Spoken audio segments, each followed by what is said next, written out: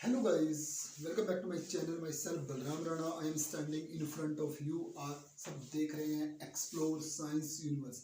आज मैं आप सबके लिए लेके आया हूँ 10th क्लास के exam based topics physics and chemistry के। तो हम अब वन बाय वन इनको डिस्कस करेंगे। वो टॉपिक जो आपके एग्जाम के लिए 100% वो इम्पोर्टेंट है, यानी कि मैं आज उन टॉपिकों को डिस्कस करूंगा जो एग्ज़ाम में आपके लिए 100% इम्पोर्टेंट होंगे, जो आपके मार्क्स को गेन करने के लिए आपकी हेल्प करेंगे। जो मैं टॉपिक आज आपके सामने डिस्कस करने जा रहा हूँ, प्लीज़ उन टॉपिकों को अच्छे से रिवीजन करके अपने एग्ज़ाम में जाना, क्योंकि आपका जो फिजिक्स एंड केमिस्ट्री का पोर्शन है साइंस का, तो उन टॉपिकों में से 100% आएगा ही आएगा। सबसे पहले हम बात करते हैं एग्जाम बेस्ड टॉपिक्स की फिजिक्स से। चैप्टर आज हम जो टॉपिक डिस्कस करेंगे वो करेंगे चैप्टर वाइज। सबसे पहले फिजिक्स का जो सब चैप्टर है, उस फर्स्ट चैप्टर का नाम है हमारे पास इलेक्ट्रिसिटी। इलेक्ट्रिसिटी चैप्टर में से जो आपके मोस्ट इम्पोर्टेंट टॉपिक रहेंगे, फर्स्ट टॉपिक रहेगा आपका प्रॉपर्टीज ऑफ इलेक्ट्रिसिटी।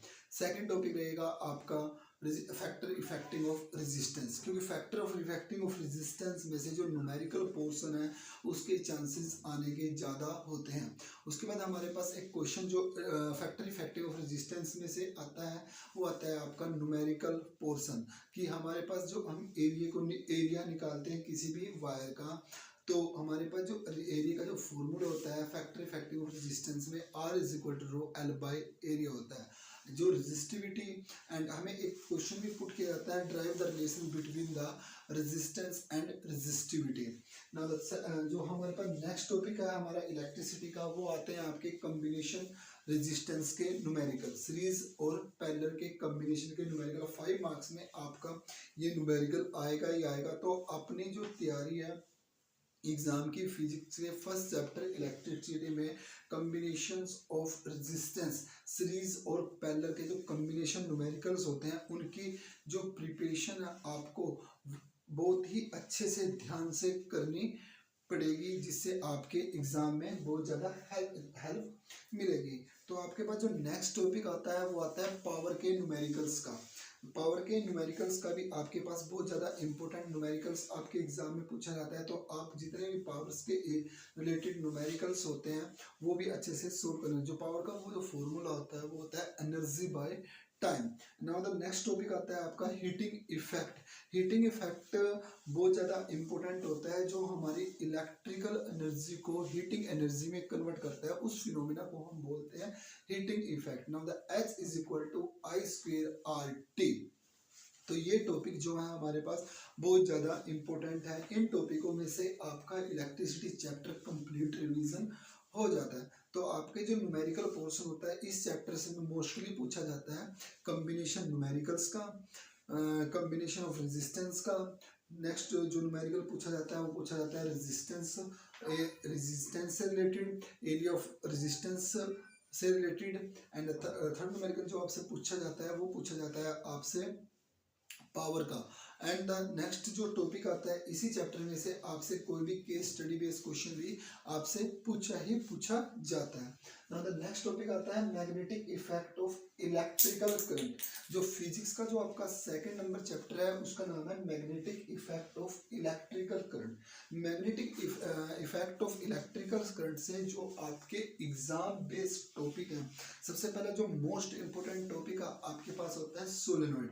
आपको सोलेनोइड का डायग्राम अच्छे से आना चाहिए। हमें ये पता होना चाहिए कि जो सोलेनोइड में हमारे पास जो मैग्नेटिक फील्ड होता है वो यूनिफॉर्म होता है, कहाँ पर, इनसाइड द, और नॉन यूनिफॉर्म होता है आउटसाइड द मैग्नेटिक फील्ड। तो नेक्स्ट आता है आपके पास इसी चैप्टर से आपको पास परमानेंट और टेम्परेरी मैग्नेट का पता होना चाहिए, उनके बीच में डिफरेंस पता होना चाहिए। आपको मैग्नेटिक फील्ड का डायग्राम अच्छे से बनाना आना चाहिए कि मैग्नेटिक फील्ड किस डायरेक्शन में फॉलो करती है। जब हमारा करंट साउथ से नॉर्थ की तरफ मूवमेंट करेगा तो हमारी मैग्नेटिक फील्ड जो फ्लो करेगी वो क्लॉकवाइज डायरेक्शन में करेगी। यदि नॉर्थ से साउथ की तरफ करंट फ्लो करता है तो हमारे पास जो मैग्नेटिक फील्ड है वो एंटी क्लॉकवाइज फ्लो करेगी। नेक्स्ट आता है आपके पास आपको लाइव वायर न्यूट्रल वायर और अर्थिंग वायर का पता होना चाहिए। उसके बाद एक मोस्ट इंपोर्टेंट टॉपिक आता है एसी और डीसी, अल्टरनेटिव करंट के बारे में और डायरेक्ट करंट के बारे में भी वो क्वेश्चन पूछ सकता है। और इसमें से जो हमारे पास magnetic effect of electrical current में से जो मोस्ट इंपोर्टेंट 2 टॉपिक्स आते हैं, सबसे पहले आता है right hand thumb rule, second आता है Fleming left hand rule. Right hand thumb rule का होता है जो हमारे पास स्ट्रेट कंडक्टर वायर दी गई होती है, उसमें मैग्नेटिक फील्ड का यूज करते हैं, तो वहां पर हमारा रूल लगता है मैग्नेटिक फील्ड का, राइट हैंड थंब रूल। उसके बाद यदि हमारे पास फोर्स की, मैग्नेटिक फील्ड और करंट की डायरेक्शन दी गई होती है, वहां पर लगता है फ्लेमिंग लेफ्ट हैंड रूल। ये जो टॉपिक आज मैंने बताए हैं ये आपके सेकंड चैप्टर को कवर करते हैं। ये हमारे मोस्ट इंपोर्टेंट टॉपिक होते हैं magnetic effect of electrical current के।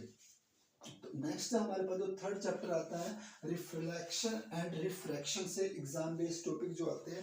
सबसे पहले मोस्ट इंपोर्टेंट टॉपिक आता है हमारा न्यूमेरिकल पोर्शन, कनकेव मिरर और कन्वेक्स मिरर का। जो हमारे पास रिफ्लेक्शन एंड रिफ्लेक्शन से आता है, न्यूमेरिकल पोर्शन से हमें पूछा जाता है, हमारे नंबर ऑफ केसेस होते हैं मिरर के, तो उसके बेस पे हमारे पास पूछा जाता है। एक तो आपको मिरर का फॉर्मूला आना चाहिए, जो मिरर का जो फॉर्मूला होता है 1/v plus 1/u is equal to 1/f होता है। v होता है इमेज डिस्टेंस, u होता है ऑब्जेक्ट डिस्टेंस, f होता है focal length. Now the next topic आता है इसमें जो एग्जाम बेस्ड क्वेश्चंस में हमारे पास लॉ ऑफ रिफ्लेक्शन का। एंड जो नेक्स्ट टॉपिक आता है law of refraction.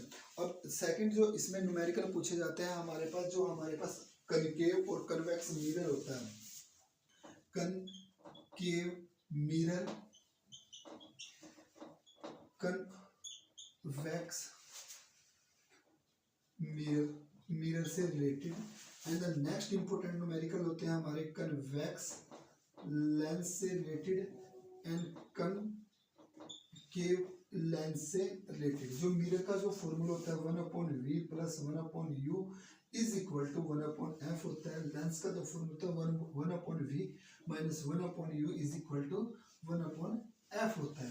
Now the magnification की जो वैल्यू होते हैं मिरर में 1/ minus h dash by h is equal to minus v by u and m is equal to lens के केस में h dash by h is equal to v by u होती है। This is the value of the magnification. And the second जो next topic आता है reflection and refraction में से आपके पास ग्लास स्लैब का आता है। आपको हम इंसिडेंट रे को प्रूव करना होता है पैरेलल टू द इमर्जेंट रे के। ये टॉपिक हमारे जो टॉपिक एग्जाम, ये टॉपिक हमारे एग्जाम बेस्ड टॉपिक होता है रिफ्लेक्शन एंड रिफ्लेक्शन में। और जो मोस्ट पावरफुल न्यूमेरिकल आता है आपका इस चैप्टर में से, वो आता है रिफ्लेक्टिव इंडेक्स का। ये टॉपिक आप 100% अच्छे से विद प्रैक्टिस करके एग्जाम में जाना, जो आपके एग्जाम को अच्छे से कंडक्ट कराएंगे। नेक्स्ट आपके पास टॉपिक आता है आपके पास प्रिज्म का, reflection of light through a prism, reflection of light through the prism. ये टॉपिक भी आपका रिफ्लेक्शन एंड रिफ्रैक्शन से ही रिलेटेड होता है। नेक्स्ट चैप्टर है आपका ह्यूमन आइज। ह्यूमन आइज से आपको ह्यूमन आइज का डायग्राम अच्छे से प्रिपेयर करके उनके जो पार्ट्स होते हैं उनको अच्छे से डिटेल में अच्छे से पढ़ के जाना, क्योंकि कई बार वो ह्यूमन आइज के विद डायग्राम के साथ उसके पार्ट्स के बारे में पूछ लेता है। नेक्स्ट आता है आपके यहाँ पर डिफेक्ट ऑफ विजन्स के बारे में है।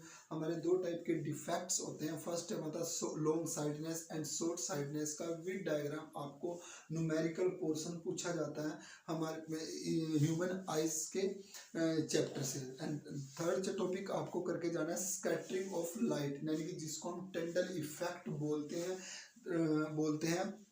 एंड थर्ड टॉपिक आ रहा है डिस्पर्जन ऑफ लाइट।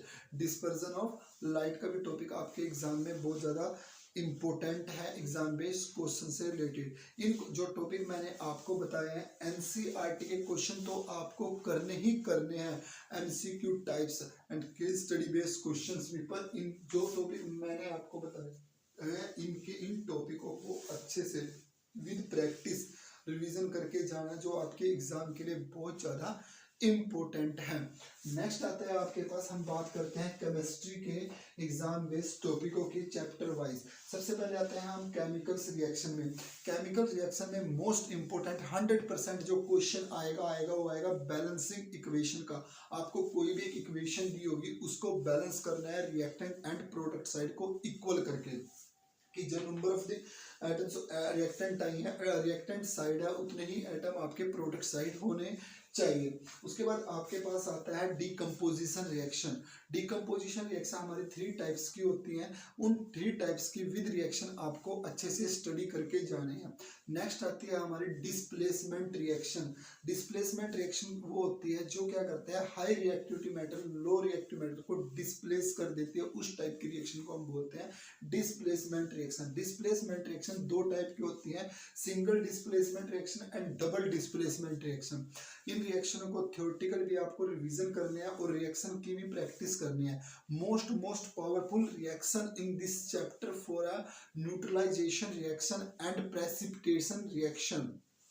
और इस चैप्टर में से आपके टेम्परेचर से रिलेटेड भी क्वेश्चन पूछे जाते हैं एंड कलर से रिलेटेड भी क्वेश्चन पूछे जाते हैं। जो न्यूट्रलाइजेशन रिएक्शन होती है, जब स्ट्रॉन्ग स्ट्रॉन्ग बेस में मिलकर रिएक्शन करता है और हमें एक साल्ट प्रोड्यूस करता है, उस साल्ट को बोलते हैं न्यूट्रलाइजेशन साल्ट।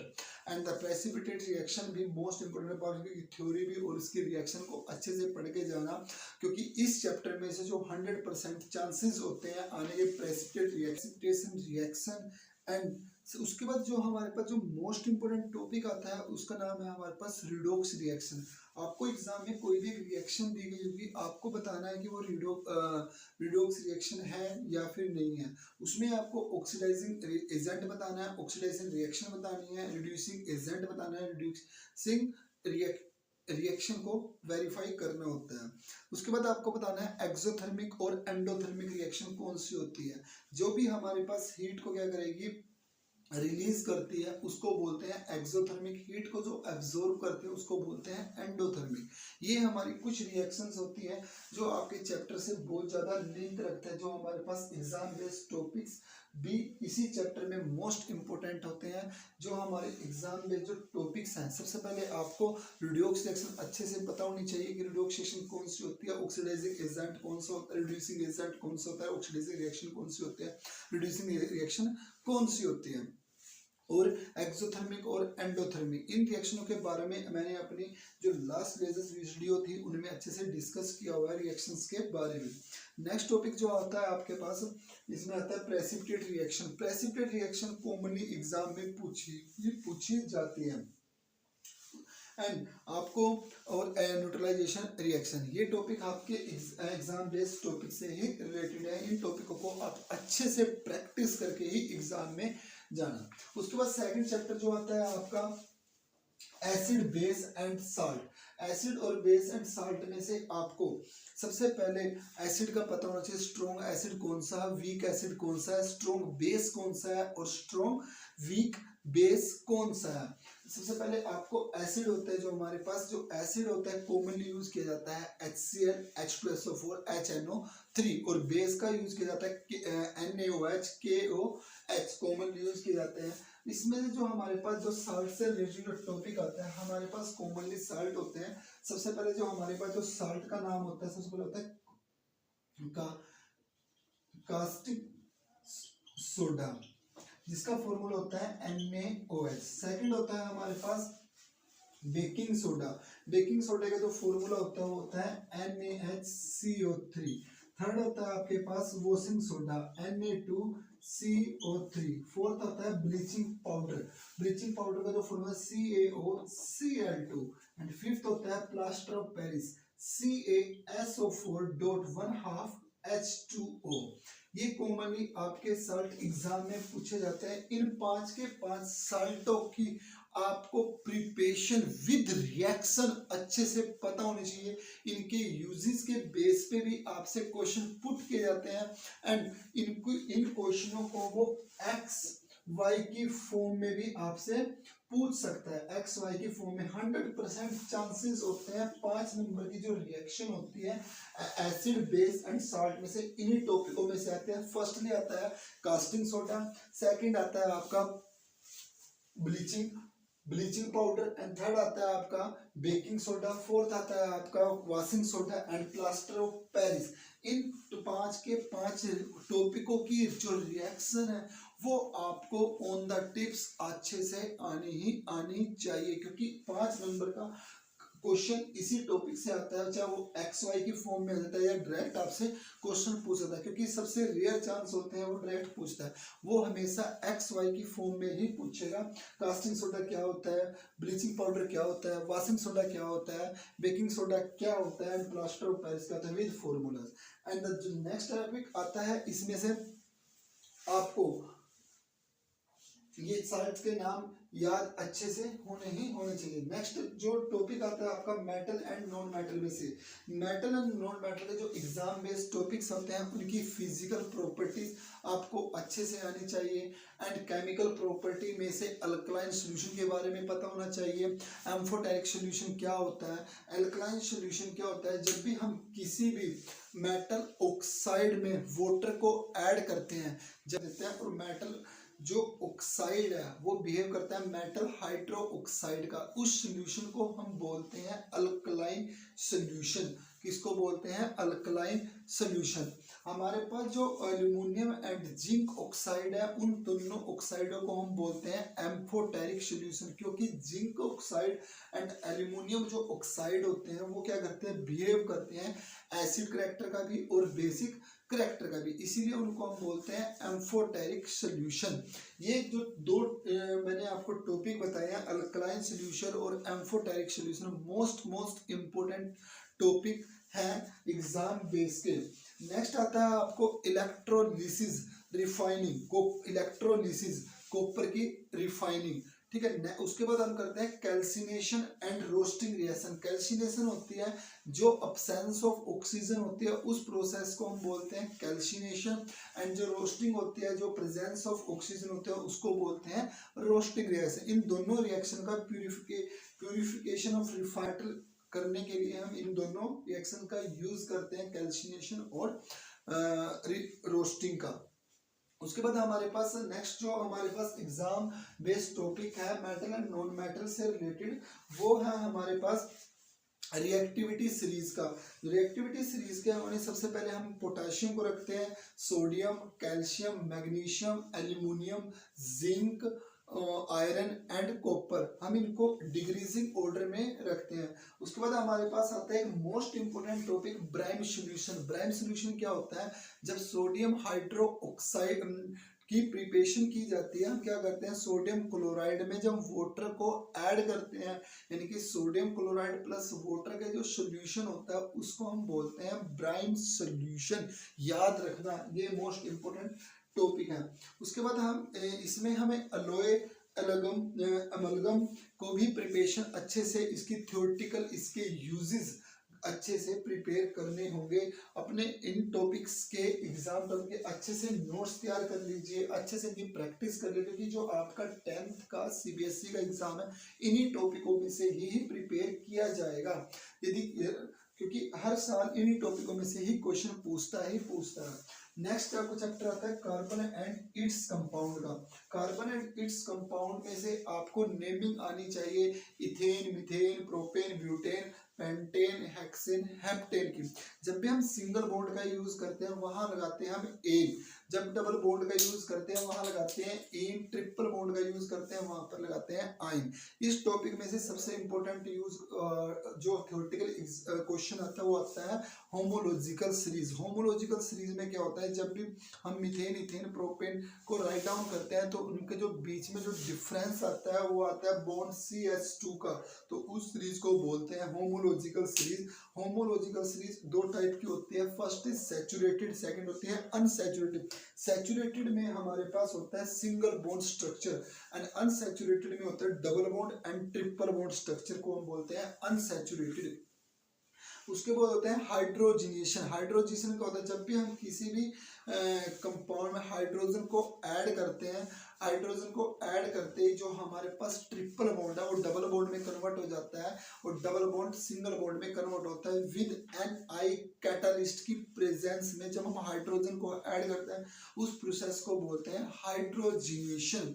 एंड इस टॉपिक में से हमें आई कार्बन एंड इट्स कंपाउंड में से जो ऑर्गेनिक कंपाउंड्स हैं उनकी आपको नेमिंग करनी आनी चाहिए। या तो आपसे वो कॉमन नेम पूछेगा या फिर IUPAC नेम आपसे पूछेगा। IUPAC की जो फुल फॉर्म होती है वो होती है international unique of pure applied chemistry, यानी कि international unique pure applied chemistry पूछता है। उसके बाद हमारे पास इसे कॉमन नेम भी पूछता है। एंड इसकी जो फंक्शनल ग्रुप होता है वो होता है first is OH, second is CHO, third is COOH and second होते हैं double bond O, C double bond O and होता है ब्रोमीन, क्लोरीन एंड आयोडीन। ये हमारे फंक्शनल ग्रुप लगे होते हैं। इसको तो सबसे पहले यदि आपके पास कार्बन के साथ OH अटैच होता है उसको बोलते हैं अल्कोहल। जब कार्बन के साथ CHO होता है एल्डिहाइड ग्रुप, कार्बोक्सिलिक ग्रुप यानी कि जिसको हम नोइक एसिड बोलते हैं, कीटोन ग्रुप होता है, ब्रोमीन होता है, क्लोरीन होता है एंड आयोडीन। ये आपके फंक्शनल ग्रुप होते हैं। IUPAC नेम को वेरीफाई कर रहे हैं। और कार्बन एंड इस कंपाउंड के जो मोस्ट इंपोर्टेंट जो रिएक्शन है, सबसे पहली रिएक्शन होती है एस्टरिफिकेशन। एस्टरिफिकेशन आपके 100% आपके एग्जाम में पूछी जाती है। जब भी हम क्या करते हैं एस्टरिफिकेशन करते हैं, हम अल्कोहल में जब हम क्या कर देते हैं KMnO4 डालते हैं, यानी कि जब KMnO4 डाल लेंगे अल्कोहल में तो KMnO4 डालते ही वो क्या करेगा ऑक्सीडाइज कर देगा, उसको क्या कर देगा अल्कोहल को कार्बोक्सिलिक एसिड में कन्वर्ट करेगा, यानी कि इथेनॉल को इथेनोइक एसिड में कन्वर्ट कर देगा। यदि हम अल्कोहल में कंसंट्रेटेड H2SO4 डालते हैं विद प्रेजेंस ऑफ 434 केल्विन पे तो ये डायरेक्ट चेंज हो जाता है इथेन में, यानी कि डबल इथेनॉल किस में चेंज हो जाएगा इथेन में। यदि हम क्या करते हैं इथेनॉल में इथेनोइक एसिड डालते हैं और रिएक्शन करते हैं कंसंट्रेटेड H2SO4 की प्रेजेंस में तो वो डायरेक्ट इसमें कन्वर्ट हो जाएगा एस्टर में। इस रिएक्शन को हम बोलते हैं एस्टरिफिकेशन। एंड सेकंड आते हैं पोनिफिकेशन रिएक्शन। जब हम जो हमारे पास जो एस्टर है उसमें हम डालते हैं NaOH और उसको रिएक्शन करते हैं, हमें मिलता है सोडियम इथेनोइट एंड जिस रिएक्शन को हम बोलते हैं saponification. And the third reaction जो आती है हमारे पास आता है सोप सॉल्यूशन। सोप सॉल्यूशन की जो रिएक्शन होती है वो भी बहुत ज्यादा इंपॉर्टेंट होती है। एंड फोर्थ रिएक्शन होती है आपकी डिटर्जेंट की भी आपकी रिएक्शन बहुत ज्यादा इंपॉर्टेंट है। तो हमारे पास जो कार्बन एंड इट्स कंपाउंड में से सबसे पहले आपको नेमिंग करनी आनी चाहिए। आपको कोई भी एक या तो आपको स्ट्रक्चर फॉर्मूला निकलवाएगा या फिर आपसे मॉलिक्यूलर फॉर्मूला निकलवाएगा, ठीक है। जब भी आपको किसी भी स्ट्रक्चर में एक कार्बन नजर आए उसको बोलते हैं मीथेन, 2 कार्बन नजर आए उस इथेन, 3 आए प्रोपेन, 4 आए ब्यूटेन, 5 आए पेंटेन, 6 आए हेक्सेन, 7 आए हेप्टेन। तो उसके बाद आपको सर्च करना होता है वहां पर कौन कौन से फंक्शनल ग्रुप लगे होते हैं। तो इस तरह से हम नेमिंग करते हैं। या तो पूछेगा आपसे IUPAC नेम जिसको बोलते हैं international unique pure applied chemistry. And most powerful reaction जो होते हैं जो 5 मार्क्स में आपसे पूछी जाती है या फिर केस स्टडी बेस पे या XY के फॉर्म में एस्टरिफिकेशन, स्पोनिफिकेशन एंड या फिर सोप सॉल्यूशन की रिएक्शन या फिर डिटर्जेंट की reaction. And the most important question आता है स्ट्रक्चर की आपसे डॉट एंड क्रॉस स्ट्रक्चर भी आपसे पूछ सकता है कार्बन एंड इट्स कंपाउंड। तो ये जो आज मैंने आपको इम्पोर्टेंट टॉपिक टिक मार गया आपको बताए हैं एग्जाम से रिलेटेड कि कहाँ से न्यूमेरिकल आने के चांसेस होते हैं और कहाँ से थ्योरेटिकल और कहाँ से रिएक्शन आने के चांसेस होते हैं। तो वो आज मैंने आपको एग्जाम बेस्ड टॉपिक 100% आपका पेपर इन्हीं टॉपिकों में से आएगा फिजिक्स केमिस्ट्री का। तो प्लीज़ इन टॉपिकों को अच्छे से प्रिपेयर करके जाना। जो न्यूमेरिकल पोर्शन आता है वो आता है आपका फिजिक्स में से फर्स्ट चैप्टर में से एंड आपके first chapter electricity and third chapter reflection and reflection में से या फिर ह्यूमन आईज में से। एंड जो हमारे पास डायरेक्शन से रिलेटेड जो क्वेश्चन आएगा वो आएगा magnetic effect of electrical current से, जो केमिकल जो रिएक्शन से साल्ट से रिलेटेड आएगा वो आएगा एसिड बेस में से। एंड जो रिएक्शन जो मोस्ट इंपोर्टेंट होते हैं वो आते हैं केमिकल रिएक्शन में से। एंड प्रॉपर्टी आपकी मेटल एंड नॉन मेटल में से, कार्बोनेट्स कंपाउंड में से आपकी नेमिंग आएगी, या फिर कुछ मोस्ट पावरफुल रिएक्शन एस्टरिफिकेशन, सॉल्फिकेशन, या फिर सोप की रिएक्शन या डिटर्जेंट की रिएक्शन आई। तो ये टॉपिक आपको एग्जाम के लिए बहुत अच्छे से प्रिपेयर करके ही जाने होंगे यदि आपको हाईएस्ट मार्क्स का सिक्योर लेवल करना है तो ये आपके फिजिक्स एंड केमिस्ट्री के मैंने आपको एग्जाम बेस्ड टॉपिक्स के नोट्स बताए हैं कि कौन सा टॉपिक किस तरीके से आप रिवीजन करो। तो प्लीज़ यदि आपको मेरी एग्जाम बेस्ड टॉपिक की वीडियो अच्छे से समझ में आई होगी, अच्छे से आपको इंटरेस्टिंग लगी, प्लीज़ मेरी वीडियो को लाइक करना, कमेंट करना एंड शेयर करना। Thank you very much, have a nice day, thank you.